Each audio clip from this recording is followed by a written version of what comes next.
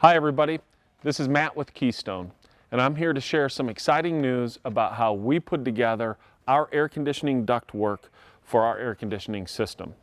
Let's just say it's more than just cool.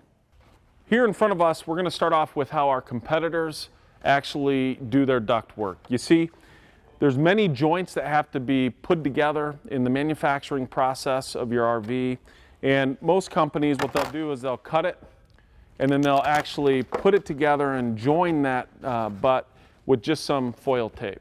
The problem with this is two things.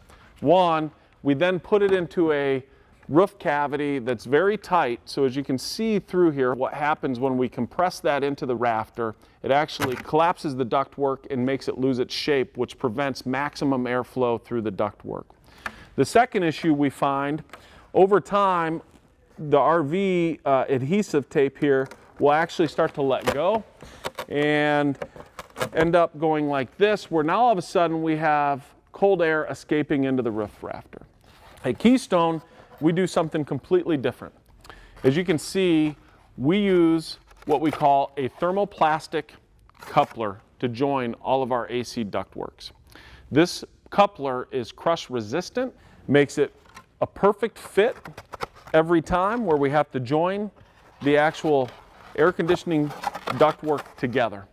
And then we will finish this off with the same foil tape. The however to it is, if our foil tape lets go, there's absolutely no chance for your cold air to escape into your roof cavity.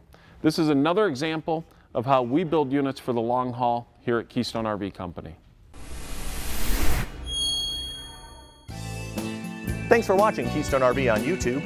Like and share this video if you found it helpful, and subscribe to our channel for the latest product updates and valuable service advice from the experts here at Keystone RV, keeping you camping through the long haul.